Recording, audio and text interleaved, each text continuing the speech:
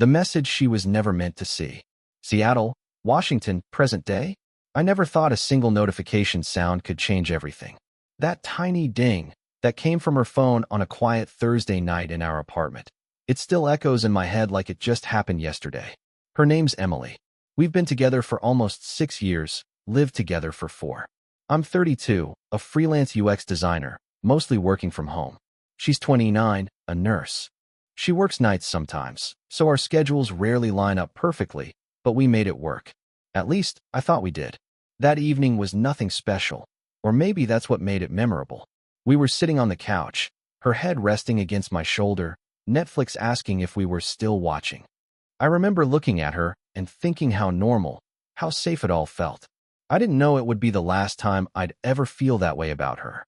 She got up to take a shower, leaving her phone on the coffee table. I didn't mean to look. I swear I didn't, but it lit up. A message preview appeared, short and simple. Can't stop thinking about last night.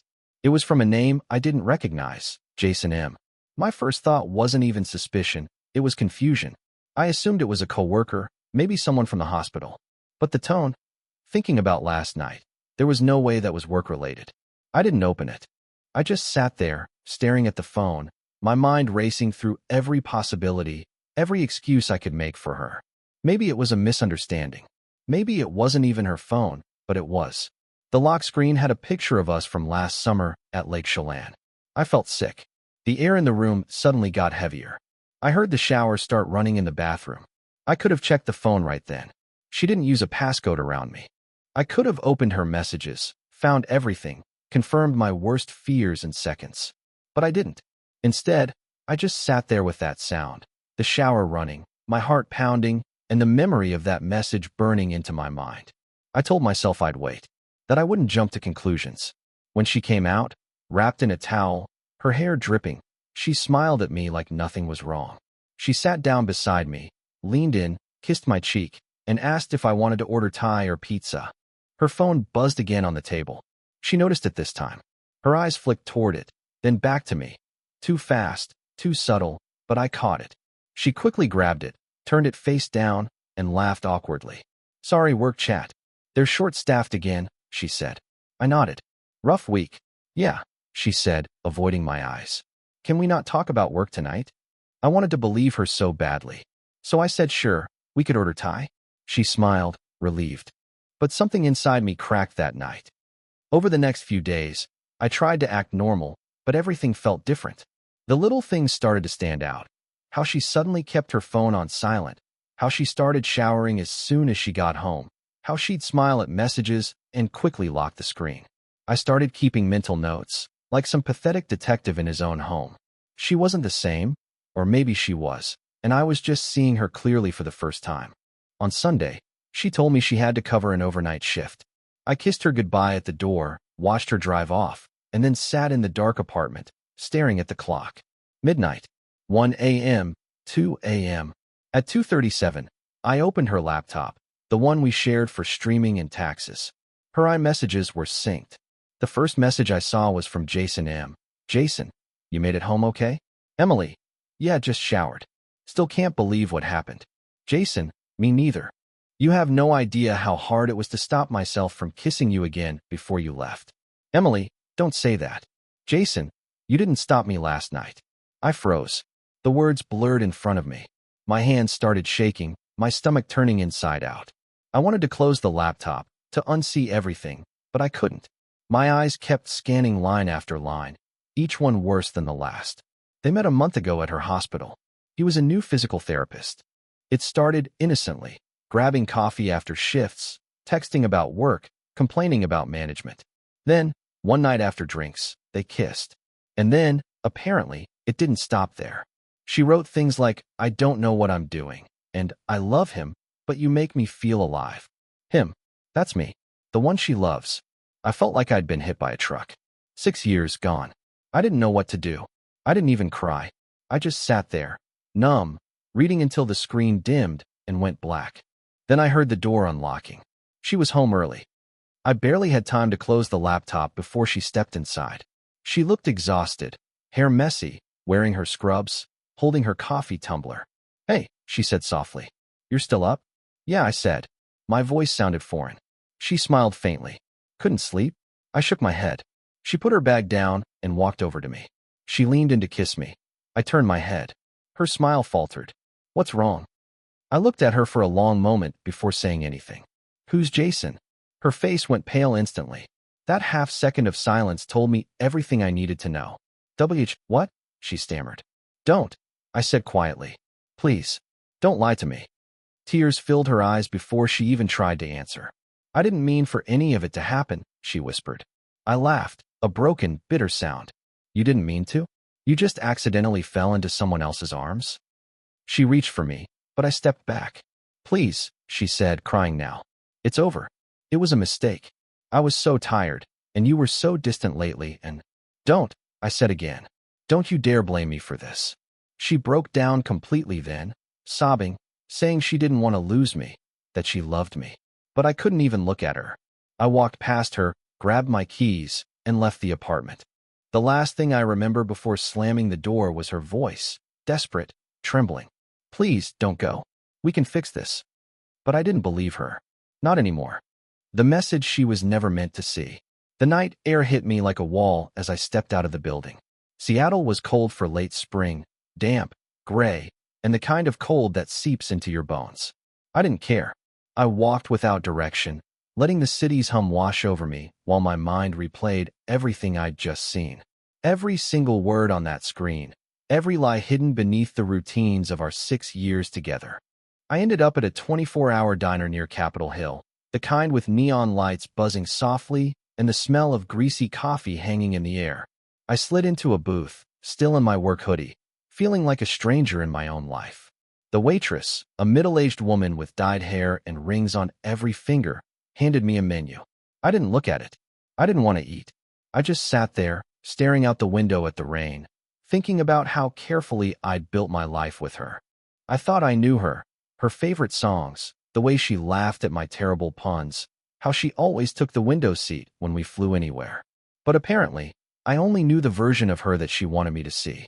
My phone buzzed in my pocket, a vibration that felt like a slap. It was Emily. Emily, please. Can we talk? I didn't respond. I couldn't.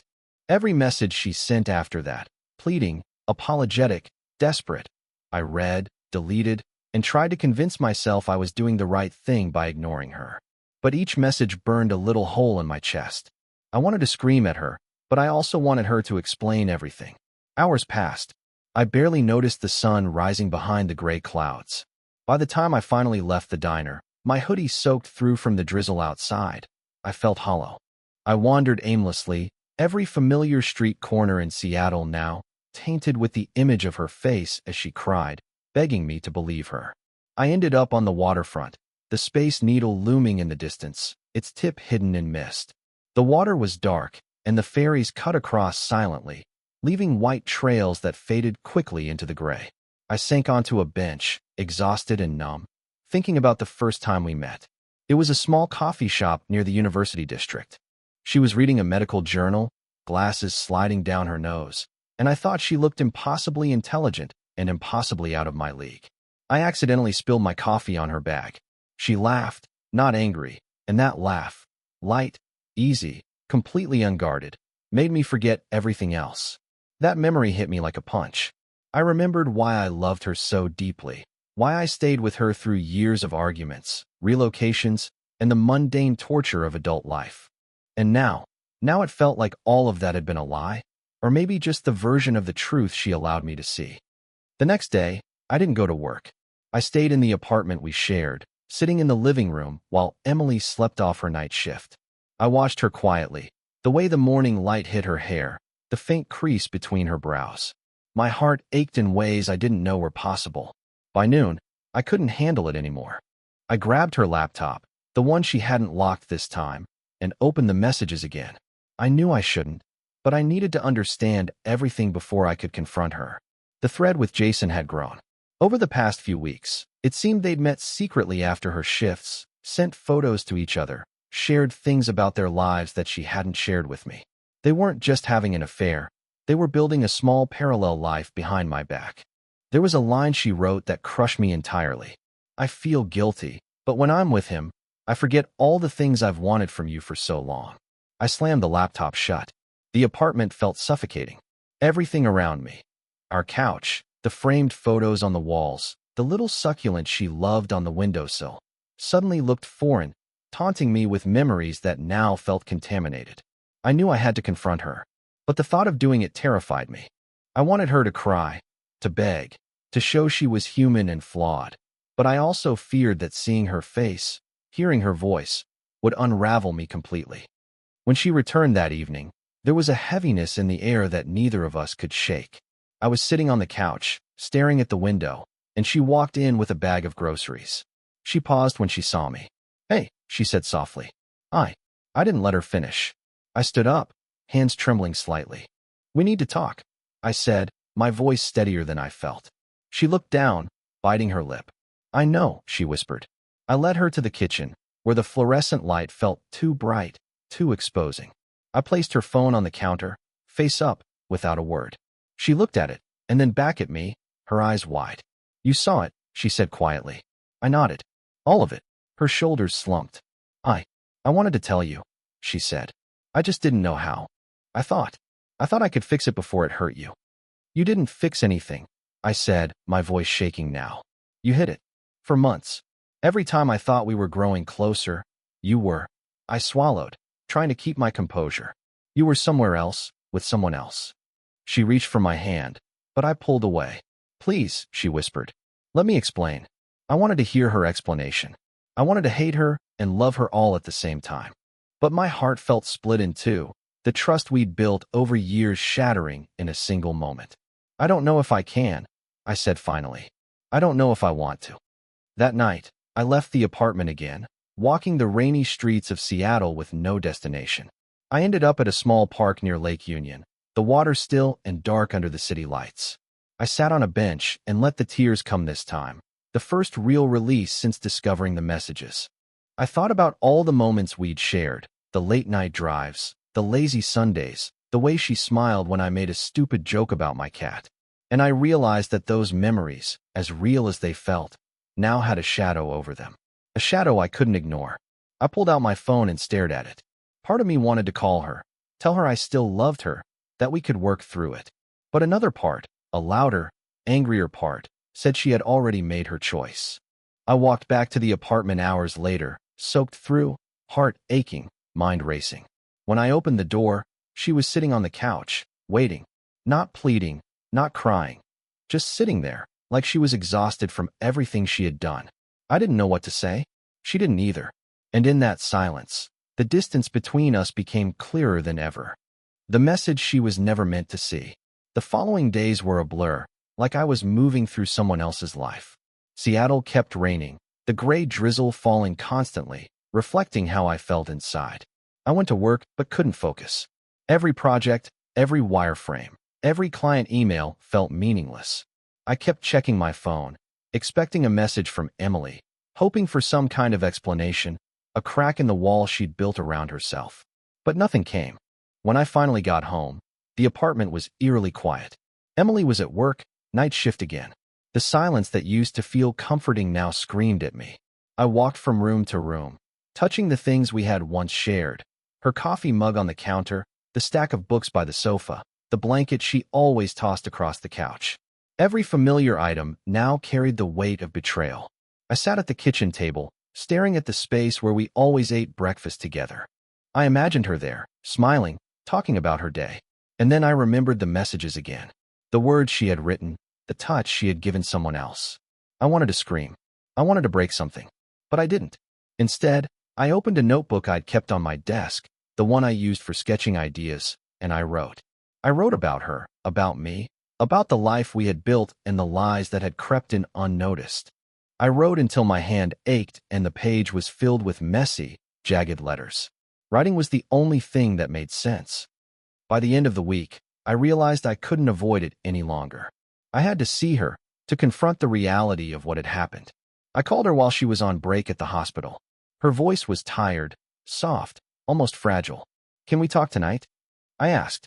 There was a pause, and then she whispered, "Yes." I didn't say anything else. I hung up, feeling a mix of relief and dread. That night, I went to her apartment. The rain had stopped, but the streets were slick and reflective, glowing under the streetlights. When she opened the door, her eyes were red, and she clutched a damp towel around her shoulders. "I've been waiting," I said, stepping inside. She nodded, biting her lip. I don't know where to start." I gestured to the living room. "Sit. We'll figure it out." We sat across from each other on the couch, the distance between us suddenly vast.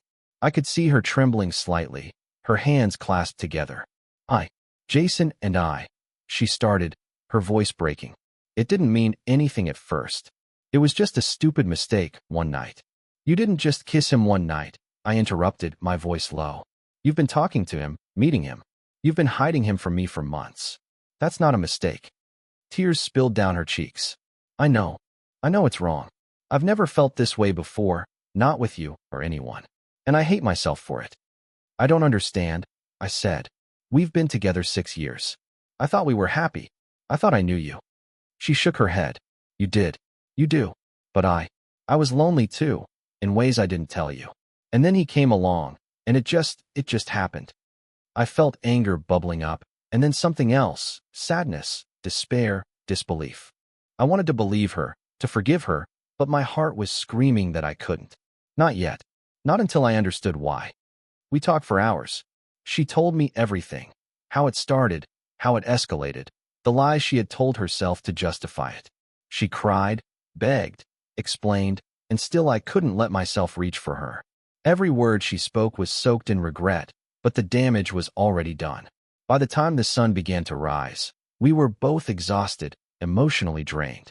I stood up, feeling the weight of the past few days pressing down on me. "I need space," I said quietly. She nodded, tears glistening in her eyes. "I understand." I walked to the door, and for a moment, I thought about turning around, pulling her into my arms, telling her everything would be okay. But I didn't. I stepped outside, the cool morning air hitting my face, and I walked away, leaving her behind. Over the next few weeks, we existed in a strange limbo. She continued her shifts, I continued my work, and the apartment felt empty even when we were both home. Every time I saw her, my stomach twisted. Every time she looked at me, I felt a mixture of love and resentment. I started keeping a journal, not just of events, but of my feelings. I wrote about the small things, how she laughed at a joke I made, how the sunlight hit her hair in the morning, how the smell of coffee reminded me of our early days together. I wrote about the betrayal too, about the messages, the lies, the nights I spent awake wondering if I should confront her. Writing became my therapy, my way to process the chaos inside me. Then came the night she broke down completely. I was sitting at the dining table, sketching out a new app idea, when she walked in, shaking, holding her phone. "I can't do this anymore," she whispered. I looked up. Her eyes were red, swollen from crying. She dropped her phone on the table. It was another message from Jason. "I miss you. Can we meet?" She looked at me, tears streaming down her face. "I ended it," she said. "I told him it's over. I want us to try." I stared at her, my mind racing. Part of me wanted to believe her, to reach for her, to say that maybe we could fix this. But the other part, the part that had been wounded, betrayed, and left hollow, whispered that some things couldn't be undone. I didn't answer. I just sat there, staring at the phone, at her, at the space between us that had grown impossibly wide. And for the first time, I realized that maybe love wasn't enough. The apartment felt colder that week, though the thermostat hadn't changed. Every corner reminded me of her presence. The coffee mug still on the counter, the blanket tossed across the couch, the faint scent of her shampoo lingering in the air. Yet, despite her being here, it felt empty, like a shell of what we once had. I started sleeping in the guest room, unable to bear the sight of her in our bed. At night, I'd lie awake, staring at the ceiling, replaying everything I'd discovered. Every laugh we shared, every promise made, every mundane Tuesday night now felt tainted. I couldn't reconcile the Emily I loved with the Emily who had betrayed me. I threw myself into work, hoping to drown the ache in deadlines and design projects. But even there, I felt the constant hum of anxiety in the back of my mind. Each notification sound on my phone sent a jolt through me. Every ding was either a reminder of her messages or the possibility of more secrets I hadn't discovered yet. One evening, I went for a long walk along the waterfront. The ferries glided silently across the water, leaving white trails that quickly faded into the darkness. The skyline glimmered behind them, a stark contrast to the storm inside me. I kept thinking about the first fight we ever had, over something trivial, as most early fights are. Even then, the thought of losing her had felt unbearable. Now, the idea of being with her again felt just as impossible. A week later, Emily suggested we have dinner together, just the two of us, to talk. I hesitated but agreed. Maybe it was hope. Maybe it was stubbornness. Maybe it was curiosity. We went to a small Italian restaurant near Queen Anne. The place was cozy, the kind of spot with exposed brick walls and warm yellow lights. She seemed nervous, fidgeting with her napkin, avoiding my gaze. "I wanted to see you," she said quietly. "I know I've hurt you more than I can imagine. I want a chance to explain, to be honest with you." I looked at her, and for a moment, I almost believed her. But I remembered every word, every hidden conversation, every secret kiss she had denied me. "Emily," I said, my voice tight, "I want to hear you. But I need to know the truth. Every detail. No excuses." She nodded, swallowing hard. And so she started talking. She told me about the first time she'd met Jason, how he'd complimented her work, how he'd laughed at her jokes, how safe it had felt to confide in someone new. She didn't justify it, didn't make it sound romantic at first. But soon, the emotional connection turned physical. And once it became physical, the guilt and fear kept her lying to me. "I never stopped loving you," she said, tears welling in her eyes. "I didn't even want it to happen. But it did. And I hated myself for it every day." I nodded, my chest tight, trying to process her words. It was clear she was remorseful, but remorse alone couldn't erase the damage. The years we spent together, the trust we built, the life we imagined as ours, it all felt fragile, like glass shattered on the floor. After dinner, we walked along the waterfront. The city lights reflected on the water, distorted, flickering. She reached for my hand. I didn't pull away this time. Maybe because I wanted to, maybe because I needed to feel her, even if it hurt. "I don't know if we can fix this," she whispered. "But I want to try. I need you to know that." I looked at her, and for the first time since that night, I saw the Emily I had loved, the woman who laughed at my terrible jokes, who stayed up late to binge-watch shows with me, who once told me she couldn't imagine life without me. That memory was real, but so was the betrayal. "I don't know if I can," I admitted. "I don't know if I even want to right now, but I'll try to understand. And maybe we can figure it out." She nodded, resting her head on my shoulder. The city hummed around us, indifferent to our pain. Over the next few days, things were tentative. We didn't talk about Jason much, but the shadow of the affair hung over every conversation. I found myself analyzing every word, every glance, every action. Was she lying again? Or was she truly trying? One evening, I caught her looking at her phone and immediately putting it away when she saw me. My chest tightened. "Emily," I said softly. She looked at me, guilt written across her face. I deleted his number," she admitted. "I want to be with you, not him." I nodded, the tension in my shoulders easing slightly. Actions mattered more than words now. Her willingness to sever that connection was a start, but the road ahead was uncertain. Despite the uncertainty, I felt something I hadn't felt in weeks, a glimmer of hope. The kind of fragile hope that makes you question whether rebuilding is even possible, but also forces you to try. That night, we sat on the couch, talking quietly about our past, our hopes, our fears. I told her how hurt I was, how the betrayal had cut deeper than anything I'd experienced. She listened, really listened, without excuses, without deflection. And that mattered. For the first time since the messages, I allowed myself to imagine a future with her. Not the naive, perfect future I'd imagined before, but a complicated, fragile one that might still be worth fighting for. But even as I allowed myself that hope, a small, persistent voice whispered in the back of my mind, "Can I truly trust her again? Can the years of deception ever be undone? Or is this hope just another layer over a wound that hasn't healed?" I didn't have the answer yet, and maybe I never would. The days blurred together after our tentative reconciliation. Seattle remained gray and wet, the sky heavy with clouds that seemed to mirror my mood. I tried to focus on work, on design projects that once absorbed me completely, but my mind kept wandering back to Emily, to the messages, to the questions I couldn't shake. Some mornings, I would wake up beside her and feel a pang of longing, a reminder of the intimacy we once shared. Other mornings, the memory of betrayal was so sharp it made me flinch.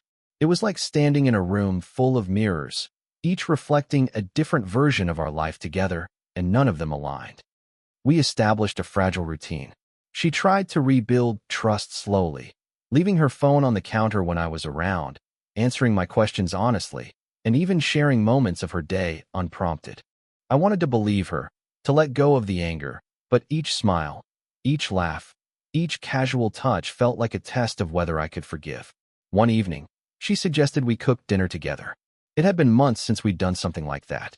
I hesitated but agreed. In the kitchen, chopping vegetables and stirring sauces, the mundane domesticity felt like a small rebellion against the chaos that had consumed us. She glanced at me while adding salt to the pan. "I know it won't be easy," she said softly. "I can't erase the past, but I want us to try." I nodded, not trusting my voice. Instead, I reached for her hand across the counter. She squeezed gently, and for a brief moment, the familiar warmth I had missed so much returned. But the unease never fully disappeared. I caught myself watching her closely, noticing the slightest hesitation when she answered her phone, the way she sometimes paused before responding to messages, or glanced at the clock with a faint tension in her shoulders. Every small gesture made my stomach knot, reminding me that trust isn't rebuilt overnight. One night, I couldn't sleep. I lay awake on the couch, staring at the ceiling, replaying the messages over and over. Jason's name haunted me like a ghost. I tried to tell myself that she had ended it, that she wanted only me, but the image of them together lingered. I started writing again, this time not just about the betrayal, but about us, about the years we'd spent together, the moments I cherished, and the things I feared losing forever. Writing helped me process the storm inside, gave me a semblance of control in a life that suddenly felt unpredictable. A week later, Emily came home late from her shift. She looked tired, but there was something different in her demeanor, a quiet determination I hadn't seen before. "I set up therapy," she said quietly. "Couples counseling. I think we need help if we're going to move past this." I stared at her, torn between gratitude and doubt. "You really want to try?" I asked. She nodded. "Yes, more than anything." It was a start, but a start alone couldn't erase the weeks of doubt, the sleepless nights, the fear that what we had might never be the same. The next session was tense. Sitting across from a counselor, we talked about boundaries, trust, and honesty. Emily spoke openly, admitting her mistakes, acknowledging the pain she had caused, and taking responsibility without deflecting blame. I listened, nodding along, feeling a mix of relief and lingering skepticism. After the session, we walked home in silence. The streets were wet from a light drizzle, the reflections of neon signs rippling across puddles. She reached for my hand, and I allowed her to hold it. It felt fragile, like a newly formed bridge over a river that had once threatened to tear us apart. At home, we talked long into the night. Not about Jason, not about the affair, but about us, our dreams, our fears, the future we still wanted to build. I found myself laughing at a story she told from her shift, the sound of her voice like a balm to the ache that had consumed me. For the first time in weeks, I felt hope. Not the naive, all-consuming hope of the past, but a cautious, wary hope that perhaps, if we both tried, we could navigate the wreckage together. But even as we moved forward, I couldn't ignore the lingering shadows. Every time she left the room, I felt a knot in my chest. Every time her phone buzzed, I flinched. Trust, I realized, isn't something you can demand. It's something earned over countless small moments. And some of those moments would never come back. I knew our path forward would be difficult, full of setbacks and doubts. Yet, despite the fear, I wanted to try. I wanted to see if we could rebuild, piece by piece, what had been broken. That night, as I lay in bed beside her, I stared at the ceiling, thinking about the journey ahead. The road would be long, and the wounds might never fully heal, but for the first time, I believed that maybe, just maybe, we could find our way back to each other. And somewhere in the quiet darkness of our apartment, I realized that love, even after betrayal, is not about perfection. It's about choosing again and again to try, to forgive, and to hold on. The following week brought a tentative normalcy, though it was fragile, like walking on thin ice over dark water. Every morning, I watched Emily leave for her shift, her scrubs crisp and her face set with determination, and I felt the mixture of love and caution that had become my constant companion. Each day was a negotiation between hope and fear. I immersed myself in work, more out of necessity than passion. Designing interfaces, wireframes, and user flows had once been an escape. Now, it was a way to focus my mind away from the spiraling questions that accompanied every glance at her. Could I trust her completely again? Was this real, or just a temporary pause in a pattern I had yet to fully understand? One evening, after a long day of meetings and deadlines, I returned home to the apartment. Emily had prepared dinner. The smell of roasted vegetables and garlic filled the air, a domestic reminder of our shared life. She smiled when she saw me, but there was a subtle tension in her shoulders. I could tell she, too, carried the weight of the past week's emotions. "Sit," she said, gesturing to the table. I did. The candlelight flickered, casting shadows across her face, highlighting the weariness in her eyes. She reached for my hand across the table, and for the first time in days, I didn't pull away. "I wanted tonight to be normal," she said softly. "Just us. No work, no past mistakes, just us." I nodded. "I want that too." We ate in silence for a while, the sounds of cutlery and the occasional hum from the fridge filling the gaps where conversation didn't reach. Eventually, Emily spoke about her day at the hospital, the stress, the patience, the little victories. Listening to her, I remembered why I loved her, her compassion, her dedication, her unwavering sense of duty even when life was messy and chaotic. But every story was now tinged with the knowledge of her betrayal. I could hear the innocence of her words, but beneath it lingered the shadow of Jason, a reminder that trust, once broken, isn't easily mended. After dinner, we moved to the living room. The rain had started again, a light drizzle tapping against the windows. I sat beside her, her head resting against my shoulder. It should have felt comforting, but I couldn't fully relax. Memories of the messages, of her laughter with him, intruded upon every tender moment. "Do you ever think about him?" I asked quietly, the question barely escaping my lips. She stiffened, then nodded. "I do. At first. But it's not the same. It's not you. It's, I don't know, a mistake that taught me what I really want." I exhaled slowly. Part of me wanted to believe her. Part of me wanted to hold on to my anger, my pain, as a shield against further hurt. The next day, I decided to take a break from work and go for a walk around Capitol Hill. The neighborhood, with its small boutiques and coffee shops, had always felt vibrant and alive. But now, the familiar streets seemed muted, almost haunted. I replayed our moments together in my mind. The laughter, the arguments, the intimacy, all now overlaid with betrayal. I stopped at a small park, sitting on a bench beneath a cherry blossom tree. The petals were just starting to bloom, fragile and fleeting. I thought about the fragility of trust, how it can shatter in an instant and yet, somehow, demand repair. That evening, Emily came home early, surprising me. She looked tired, but there was determination in her eyes. She held an envelope in her hands. "I went to therapy," she said quietly. "Individually. I needed to understand why I did what I did, and how I can prevent it from ever happening again." I took the envelope from her. Inside were notes from her sessions, reflections she'd written about herself, her choices, and the pain she caused me. It was raw, honest, and for the first time, I saw her vulnerability laid bare. "I want to be better," she whispered. "For you, for us." I didn't know what to say. I simply nodded, feeling a mixture of relief, caution, and a tentative hope. Over the next few days, we tried small steps toward rebuilding our relationship. Cooking together, laughing over old jokes, sharing our thoughts without judgment. Yet, every step forward was accompanied by the fear of relapse, the haunting memory of Jason, and the uncertainty of whether we could truly repair what was broken. Late one night, I found myself standing by the window, looking out at the city lights reflecting on the rain-slicked streets. Emily approached silently, wrapping her arms around me from behind. I leaned into her embrace, allowing myself a moment of comfort. But even then, a part of me remained vigilant, aware that trust, once broken, is a delicate thing. A week later, she suggested we take a short trip to Lake Washington, just the two of us. I hesitated but agreed. The idea of leaving the city, even briefly, was tempting, a chance to escape the reminders of betrayal and focus on our connection. Driving along the winding roads, the water glinting in the afternoon sun, I felt something I hadn't in weeks, a cautious sense of peace. We didn't speak much, letting the scenery and shared silence fill the space.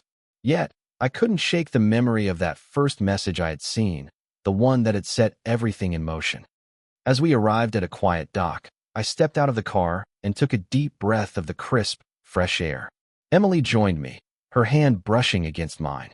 I looked at her, really looked at her, and saw not the woman who had betrayed me, but the woman I had loved for 6 years, complicated, flawed, and human. I don't know if we're okay yet, I admitted. She nodded. We'll get there. Together. And for the first time, I allowed myself to believe that maybe, despite the pain, despite the mistakes, we could find a way forward.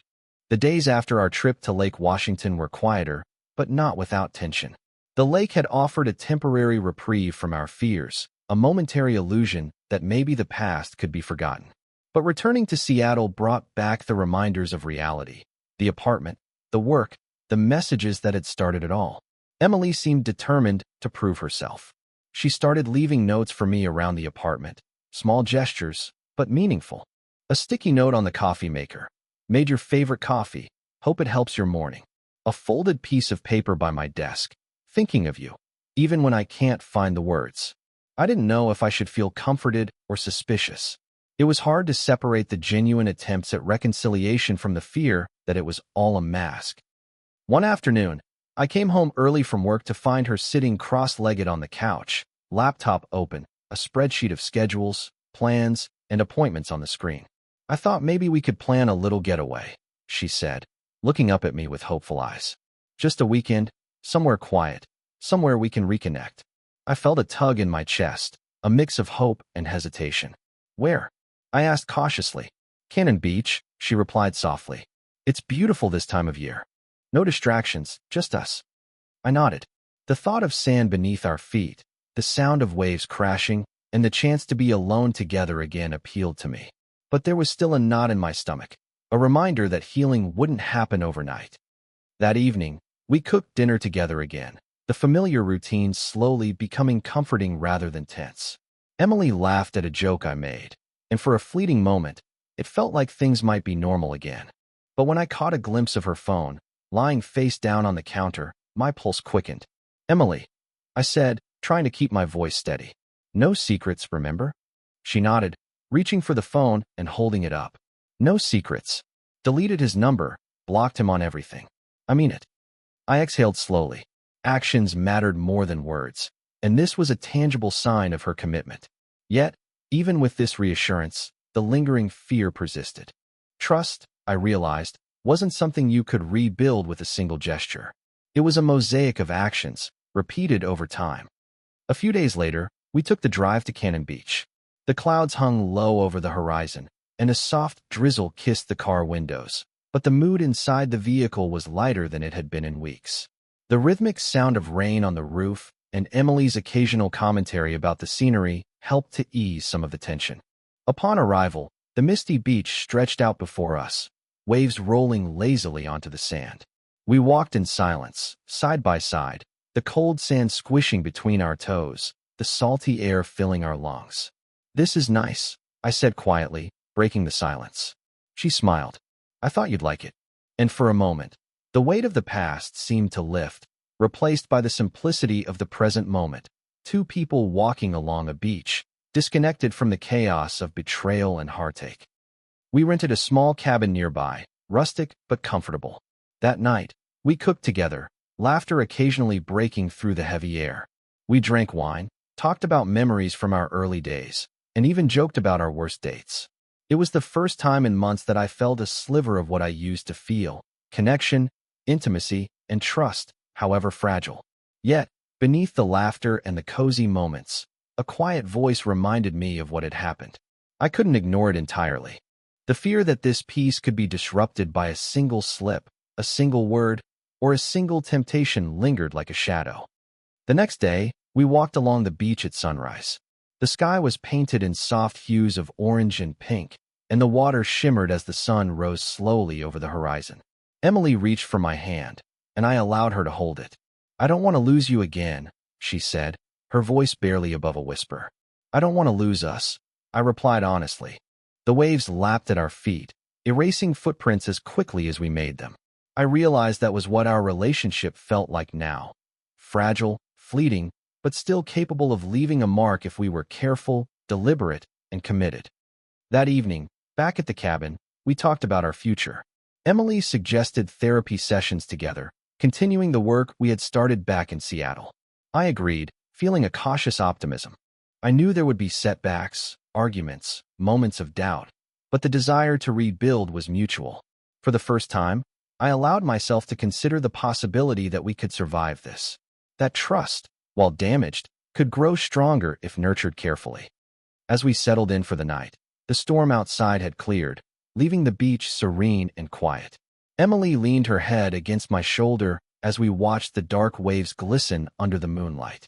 I felt the familiar warmth, the sense of intimacy I had feared lost forever. Yet, even in this moment of closeness, a part of me remained vigilant. The past had changed us, and the future was uncertain. But for the first time since discovering the messages, I felt like we were navigating it together, cautiously but honestly. And in the quiet, amidst the crashing waves and gentle whispers, I realized that rebuilding trust was not a single act, but a continuous effort, a journey that we had just begun. Returning to Seattle after Cannon Beach felt different. The city's gray drizzle and familiar streets didn't feel as oppressive. Somehow, the trip had given us both a sense of perspective, a small but meaningful step toward rebuilding. Yet the weight of what had happened lingered. Trust, I realized, wasn't something that returned overnight. It was earned, moment by moment, gesture by gesture. Emily and I returned to our tentative routine. We cooked dinner together, went for walks in the neighborhood, and even watched our favorite shows late into the night. But underneath every laugh, every shared glance, there was the unspoken acknowledgement of what had happened. The messages, the betrayal, the months of lies. I found myself analyzing everything. The way she answered her phone, the pauses in her conversation, the subtle changes in her tone. Even the smallest inconsistency sent my heart racing, a reminder that healing was slow and fragile. One evening, Emily suggested we go to a gallery opening. Art had always been something that connected us, an escape from our routines, a shared passion. I agreed, though I felt the familiar tension in my chest. The gallery was crowded, warm, and filled with people chatting and sipping wine. We walked slowly, taking in the paintings and installations, Emily pointing out details I might have missed. For a moment, I felt like us again, two people immersed in something we both loved, unburdened by the weight of betrayal. But even amidst the colors and the laughter of strangers, I couldn't shake the fear that the past would catch up with us at any moment. After the gallery, we walked back to the apartment, hand in hand. The rain had started again, light and misty, coating the streets with reflective puddles. Emily stopped and turned to me, her eyes glistening in the streetlights. "I know it's not easy," she said softly, "and I don't expect everything to be okay immediately. But I'm trying. I want to be better. For you. For us." I nodded, feeling a mixture of gratitude and lingering suspicion. "I know," I said, "and I want to try too. But it's going to take time." She smiled faintly, leaning against me. "I'll wait as long as it takes." Over the next few weeks, we focused on small victories, shared meals without tension, honest conversations about feelings, and moments of intimacy that didn't feel tainted. Each gesture, each moment of trust rebuilt slowly, like tiny bricks forming a new foundation. One night, while sitting on the balcony watching the city lights, Emily spoke quietly. "Do you ever think about the past?" she asked. "Every day," I admitted. "But I'm trying not to let it define us anymore." She nodded. "Me too. I want to be someone you can trust, someone you can count on. And I'll do whatever it takes to prove it." I reached for her hand, holding it tightly. For the first time in months, I felt a sense of possibility, fragile but real. A few days later, I decided to confront the lingering fear that had haunted me since discovering the messages. I asked Emily if she would be willing to attend a joint session with a therapist again to address the trust issues head-on. She agreed immediately, showing a commitment I hadn't seen before. The session was intense.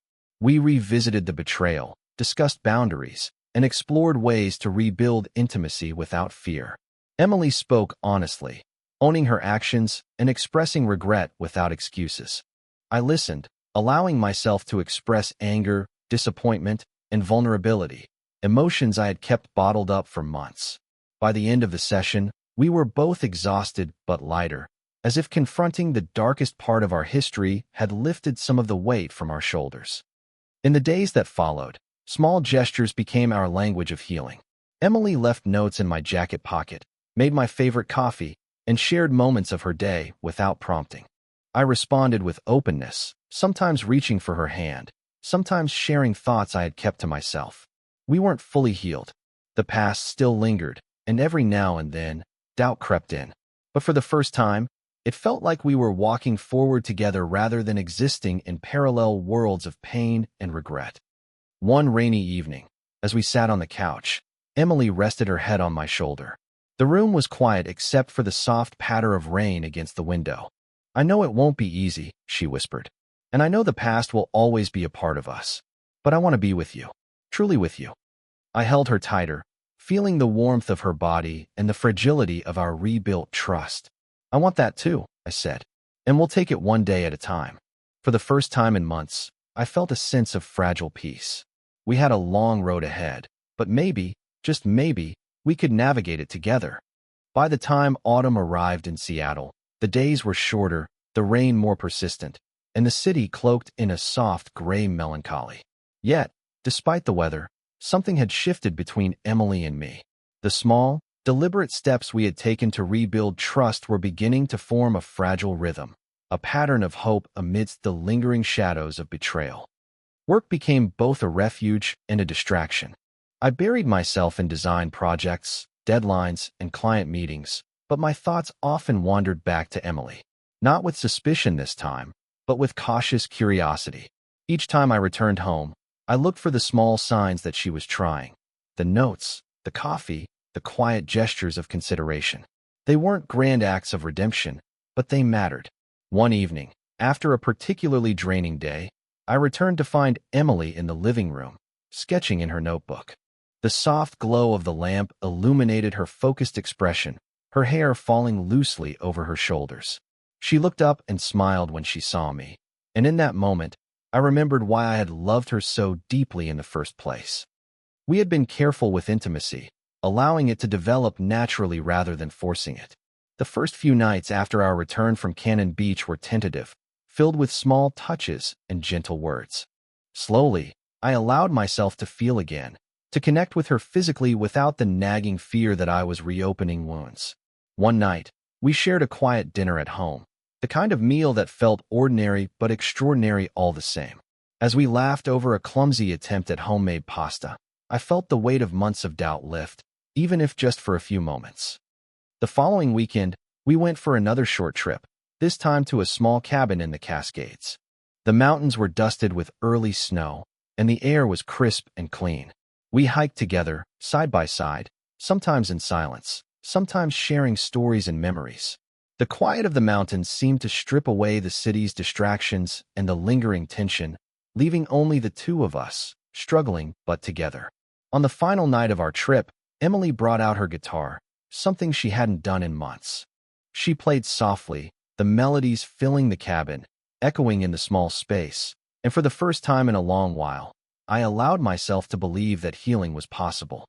Back in Seattle, life continued in a delicate balance. Emily's efforts to rebuild trust were consistent, tangible, and heartfelt. Therapy sessions, honest conversations, and shared moments of vulnerability began to create a foundation, however fragile, for us to grow upon. But the past remained a shadow, always present.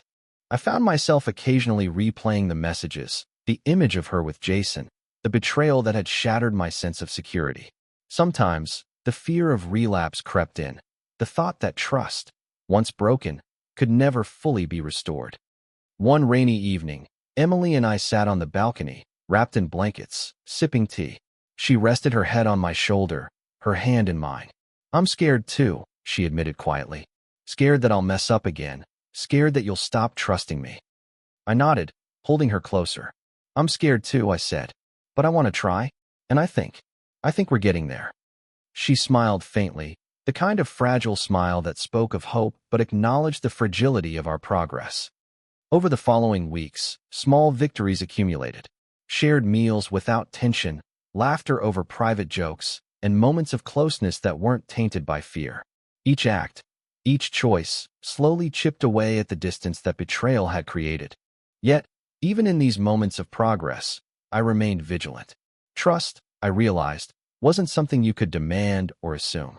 It had to be continuously nurtured, tested, and proven, often in the smallest and most mundane ways. One night, Emily suggested we host a small gathering with friends, something we hadn't done in months. I hesitated, concerned about exposing the fragility of our relationship, but she insisted. We cooked together, laughed with friends, and even danced in the living room to a song that had once been ours. As I watched her smile, carefree and genuine, I felt a cautious optimism. The past had left its mark, yes, but it hadn't erased the connection, the love, or the possibility of a future together. Returning to the quiet of our apartment after the gathering, we sat on the couch, reflecting on the evening. Do you think we can really make it work? Emily asked softly, resting her head on my shoulder. I thought for a moment, considering everything, the betrayal, the fear, the small victories, the moments of genuine connection.